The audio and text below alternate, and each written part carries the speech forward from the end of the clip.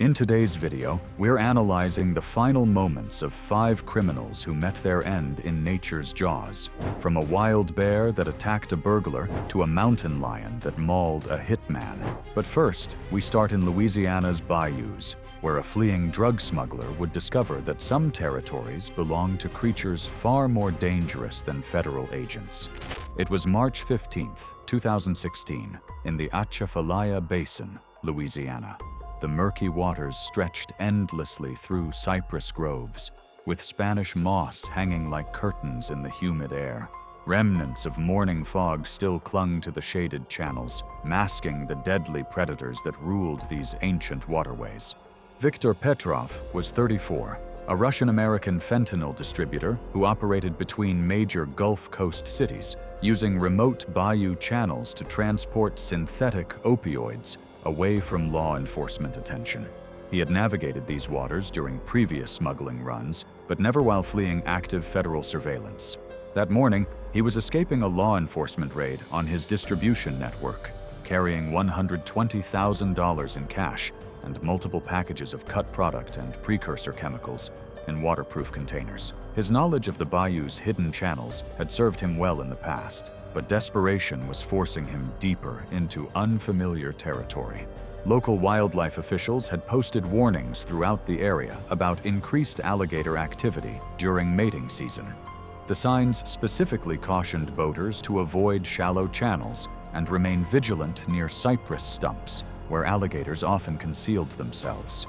American crocodiles don't naturally occur in Louisiana freshwater systems, making the American alligator the apex predator in these waters. The area had been showing clear warning signs of dangerous alligator presence for weeks. Fresh slide marks scarred the muddy banks where large reptiles had entered and exited the water. What appeared to be floating logs often revealed themselves as motionless alligators when approached too closely.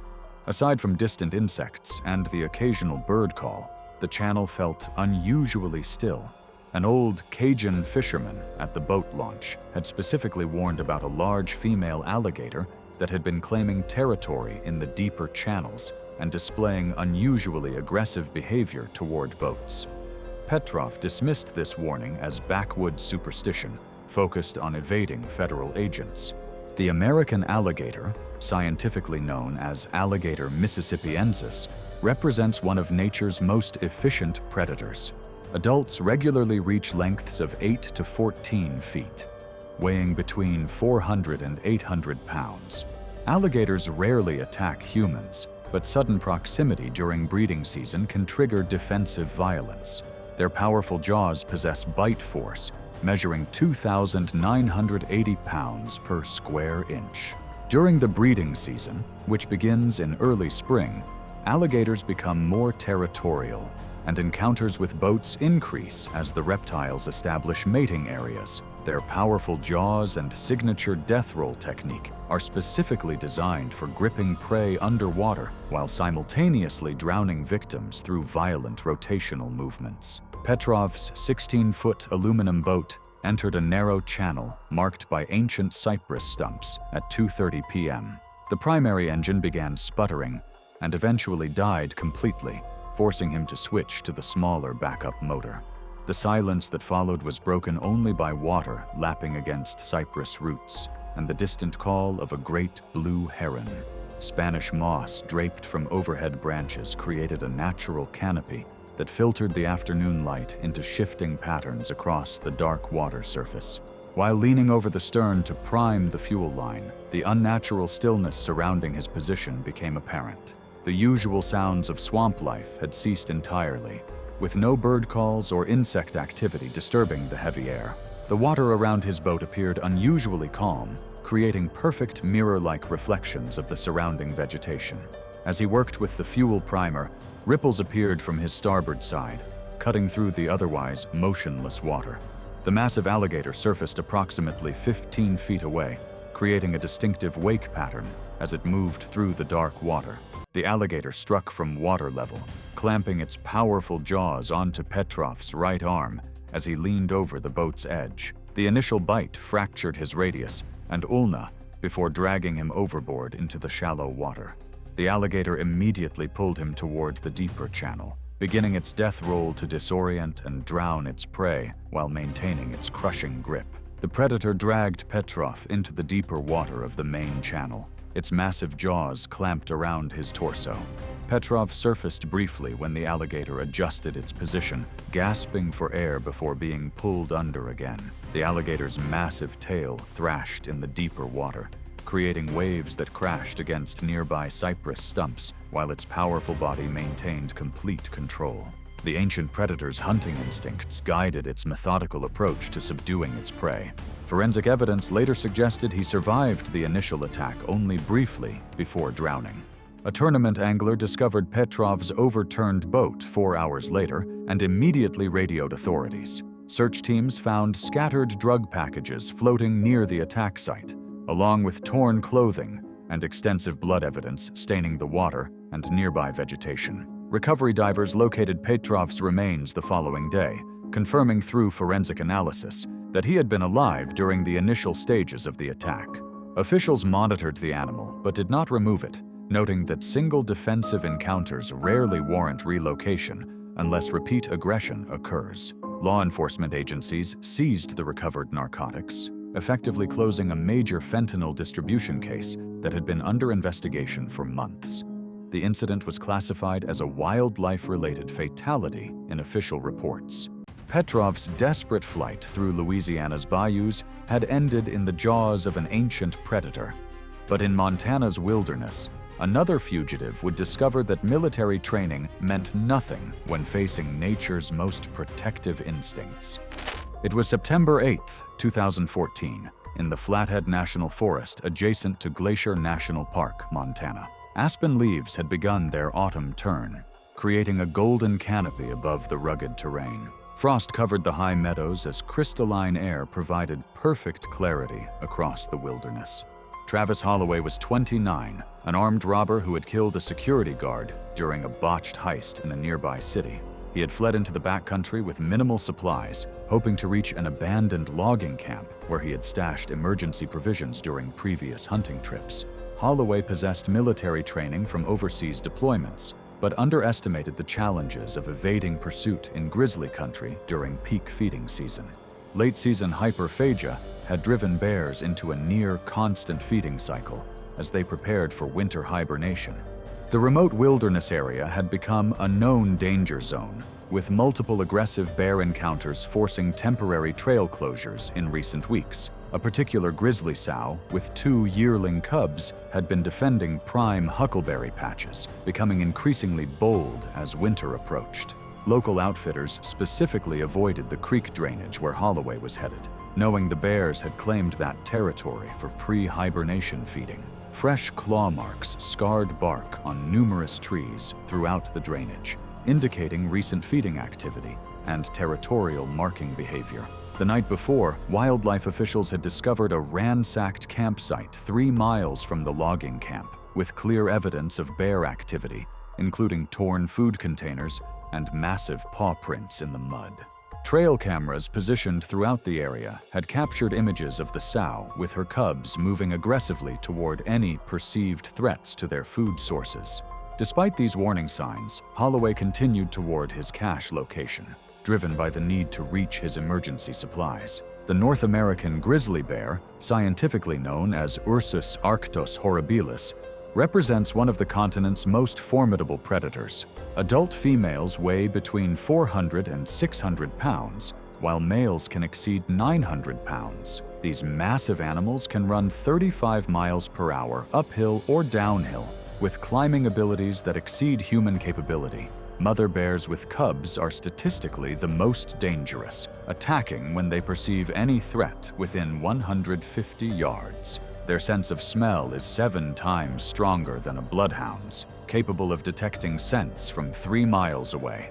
Holloway reached the logging camp ruins at 4:45 p.m., exhausted and mildly hypothermic after hours of exposure and sweat-soaked clothing from his cross-country flight. His hidden supply cache had been ransacked by animals, with torn food packages scattered around bear scat and claw marks on nearby trees. While searching for salvageable items, he unknowingly positioned himself between the sow and her cubs, who were foraging 60 yards downhill in dense huckleberry thickets. The 520-pound female detected his presence immediately and charged from dense willows, covering the distance in seconds. Holloway drew his pistol and managed only one shot before impact, the bullet striking the bear's shoulder but failing to stop her momentum.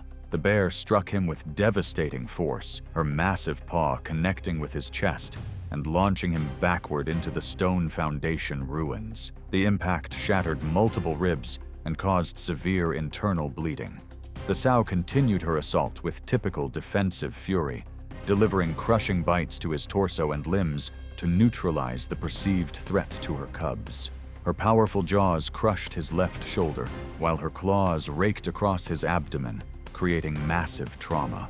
The bear's 400-pound weight pinned him against the stone foundation as she delivered several more devastating strikes to ensure he could no longer threaten her offspring. The attack was brief but catastrophic. Holloway suffered massive blood loss from multiple puncture wounds and internal injuries. He likely lost consciousness quickly due to their severity. The combination of crushing trauma and severe hemorrhaging proved fatal within minutes of the initial contact. The sow briefly investigated the motionless body before returning to her cubs, who had remained hidden in the berry thickets during the encounter. The family group moved away from the area immediately after the attack, following their natural instinct to avoid the scene of conflict. Hunter reports of gunshots and brief screaming prompted a search and rescue response the following morning. Search teams found Holloway's remains near the stone foundation, with clear evidence of a defensive Grizzly attack.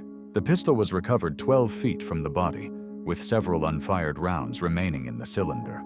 Officials confirmed the attack through track patterns and wound analysis. Paw print casts taken from the scene matched known measurements of the territorial sow. The bear and her cubs were not pursued, as the attack occurred in their natural habitat during normal defensive behavior. Local authorities closed the armed robbery case, noting in their report that the suspect was deceased due to wildlife encounter while evading arrest. The mountain wilderness had delivered its own form of justice. While off California's coast, a fleeing criminal would learn that the ocean's depths held predators far more ruthless than any criminal organization. It was July 12, 2015, off the coast of Monterey Bay, California. The Pacific waters churned with unusual activity as seal populations concentrated near the submarine canyon. The deep canyon created upwelling currents that brought great whites into shallow hunting grounds. Carmen Delgado was 32, a human trafficking coordinator who transported victims between major West Coast cities using various routes to avoid law enforcement detection. She operated a legitimate charter boat business as cover, possessing advanced diving certifications and intimate knowledge of coastal waters. That morning, she was fleeing federal agents who had raided her trafficking operation, attempting to reach a rendezvous point with a cargo ship 12 miles offshore. Marine biologists had tagged several large sharks in recent weeks, noting increased feeding activity near popular diving spots. Marine researchers had been tracking unusual predator behavior in the area, documenting several large great whites exhibiting bold hunting patterns near seal colonies. Recent attacks on sea lions had increased dramatically as the sharks followed their natural prey into shallower waters. Experienced charter captains had quietly begun avoiding certain areas where seal populations were attracting increased predator activity. The previous week, marine researchers had documented multiple shark attacks on sea lions in the immediate area, with underwater cameras capturing footage of large great whites exhibiting natural hunting behavior. Hydrophone recordings had detected the distinctive low-frequency sounds associated with feeding activity occurring throughout the day. Despite these warning signs, Delgado was focused on evading federal authorities rather than heeding marine safety warnings.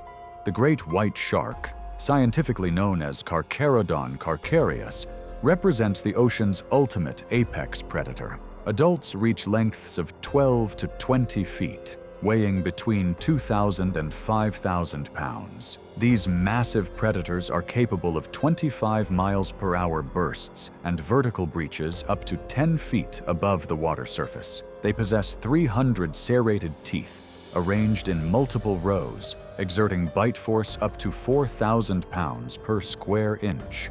Great whites hunt by ambush from below, using their dark dorsal coloration to remain invisible against deep water until the final strike. Delgado's 28-foot charter boat experienced engine failure 8 miles offshore at 11:30 a.m., the propeller fouled by abandoned fishing rope that had wrapped around the shaft.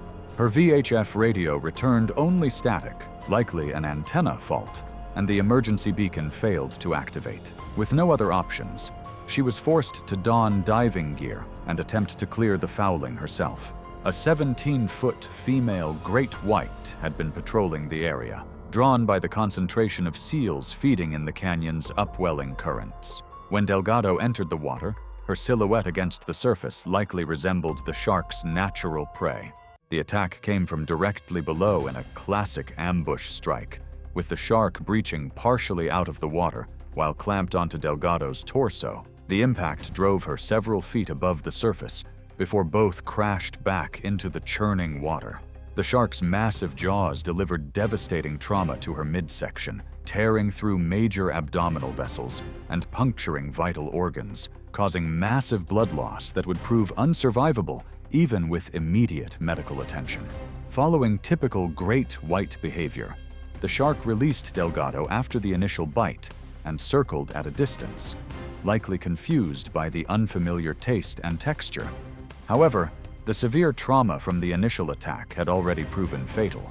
The bite had severed major blood vessels and caused catastrophic internal injuries that would have been unsurvivable even with immediate medical attention. Her buoyancy vest kept her at the surface as shock and blood loss rapidly overwhelmed her system. No further bites were recorded, consistent with documented cases of mistaken identity. The massive predator eventually departed the area, following its natural instincts to seek more familiar food sources. Delgado's body remained floating near the disabled boat until rescue helicopters arrived 40 minutes later, responding to the vessel's emergency beacon. Rescue teams recovered Delgado's body and extensive blood evidence from the water surrounding the disabled vessel. Marine biologists confirmed great white involvement through distinctive bite pattern analysis, which matched the tooth spacing characteristic of large female great whites. The attack site's proximity to active seal colonies explained the shark's presence in the area. Wildlife officials documented the incident as a case of mistaken identity, typical of great white encounters with humans in areas of high seal activity. The shark was not pursued or removed, as the attack occurred in the predator's natural hunting territory during normal feeding behavior. Authorities closed the human trafficking case, with victims providing testimony that led to arrests of Delgado's associates throughout the smuggling network. Delgado's final dive had ended in the depths of Monterey Bay, but in Ohio's abandoned facilities, a pharmaceutical executive would find that some secrets were guarded by forces far more dangerous than corporate lawyers. It was October 19, 2017, near Zanesville, Ohio. The abandoned exotic animal facility sat in overgrown isolation, its empty enclosures a reminder of the 2011 incident when dozens of dangerous animals were released. Dense fog rolled through the wooded property, which had remained largely untouched since the tragic events 6 years prior. Jessica Rayburn was 38, a pharmaceutical executive who had murdered a regulatory whistleblower to prevent exposure of falsified drug trial data that would have cost her company billions. She possessed basic wilderness experience from corporate retreats, but had never encountered truly dangerous predators. That evening, she was disposing of evidence linking her to the murder, including the victim's laptop and personal effects in the remote facility's abandoned buildings. Investigators would later determine the tiger had escaped from an unlicensed private owner 3 months earlier. Its disappearance never reported to authorities. Recent livestock kills across surrounding farms had created growing concern among local residents, with bite patterns suggesting the presence of a large predator. Wildlife officials had been investigating reports of an unidentified large cat in the area, but had been unable to confirm its presence despite multiple tracking attempts. The animal had managed to survive by preying on deer and occasional livestock, remaining largely hidden in the dense woodlands surrounding the facility. The facility's security cameras had been destroyed years earlier, but motion-activated trail cameras placed by hunters had recorded large paw prints and territorial marking behavior throughout the property. Fresh claw marks scarred numerous trees around the perimeter, indicating recent predator activity. Several livestock kills in the surrounding farms showed bite patterns consistent with large cat predation. The Siberian tiger, scientifically known as Panthera tigris altaica, represents the world's largest living cat species. Adults weigh between 400 and 660 pounds, measuring up to 10 feet, including their tail. These apex predators are capable of 35 miles per hour sprints and vertical leaps exceeding 12 feet. Tigers are solitary ambush predators that kill quickly and efficiently, typically targeting the neck or throat to crush the windpipe and collapse the trachea for an immediate kill. Rayburn entered the main facility building at 9:15 p.m., using flashlight illumination to navigate the debris-filled interior while searching for a secure disposal location. The 420-pound male tiger had been sheltering in the building during the day, using the abandoned structure as a temporary den. When Rayburn's flashlight beam swept across the interior, she unknowingly illuminated the massive predator crouched behind overturned equipment. The tiger closed the distance almost instantly. Its massive weight drove Rayburn to the concrete floor as powerful jaws clamped down on her neck with crushing force. Following its natural hunting instincts, the tiger delivered a crushing bite to the throat that collapsed the trachea, causing immediate suffocation and rapid death.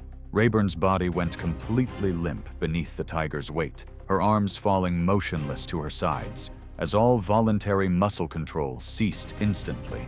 The flashlight she had been holding clattered across the concrete floor, its beam creating shifting patterns of light and shadow throughout the debris-filled space. The tiger maintained its position over the kill for several moments, its sensitive whiskers detecting the absence of breath and heartbeat that confirmed successful predation. Ancient instincts guided the predator's behavior as it began dragging her deeper into the structure, seeking better cover for feeding. The attack lasted less than 30 seconds, with the tiger's experience as an apex predator ensuring a swift kill. Rayburn lost consciousness within moments of the initial bite as the massive predator's jaws crushed vital structures in her neck. The tiger's natural hunting behavior prioritized a quick, efficient kill rather than prolonged struggle. The tiger had begun feeding when officials entered the property while investigating livestock predation reports 3 days later. The evidence she had attempted to destroy was scattered across the floor, providing investigators with crucial links to the regulatory whistleblower's murder. Her rental car was located nearby, with additional incriminating documents. Wildlife officials confirmed tiger involvement through DNA analysis and distinctive bite patterns. Due to the animal's size and proximity to rural homes, officials authorized aerial tranquilization. The animal was tracked and tranquilized the following day, using helicopter-mounted equipment and a coordinated ground team. The tiger was relocated to a secure wildlife sanctuary, where it could live out its remaining years in appropriate captivity. Investigators closed the murder case using evidence recovered from the facility, noting that the pharmaceutical executive had met her end while attempting to destroy evidence of her crimes. The tiger's survival for 3 months after escaping highlighted ongoing concerns about exotic animal ownership and the long-term consequences of the 2011 tragedy. Corporate corruption had met its match in Ohio's forgotten ruins, while in Arizona's desert, a cartel enforcer would discover that the hunters stalking him were far more efficient than any method he had ever employed. It was April 17, 2018, in the Sonoran Desert near Tucson, Arizona. The desert floor bloomed with wildflowers following rare spring rains, with ancient saguaro cacti standing sentinel over the landscape. The The desert's harsh beauty masked deadly predators perfectly adapted to this unforgiving environment.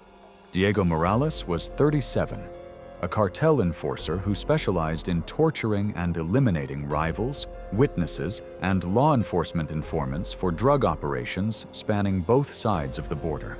He possessed intimate knowledge of remote desert locations from years of disposing of torture victims' remains. But recent pressure from authorities had forced him to utilize unfamiliar territory.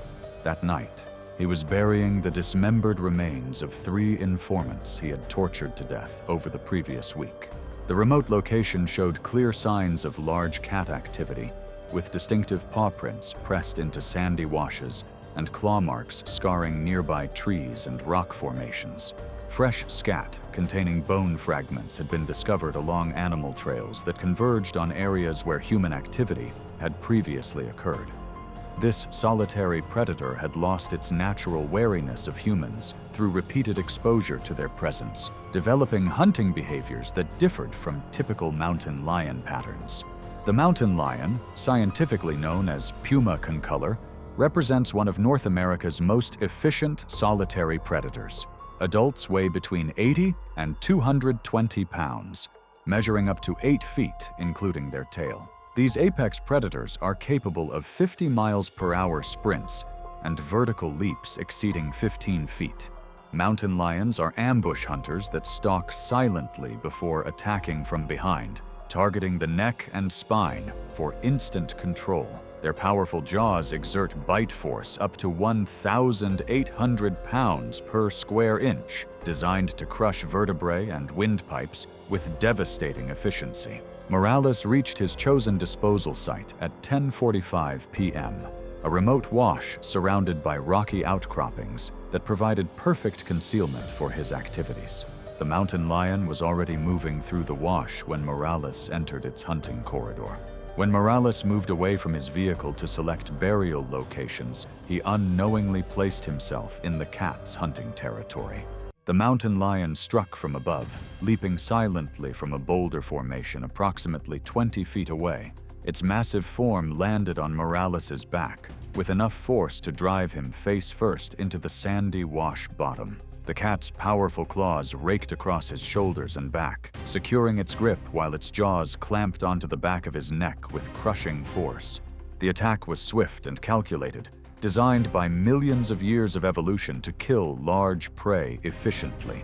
The mountain lion's powerful jaws clamped down on Morales's neck, crushing his windpipe and severing major blood vessels.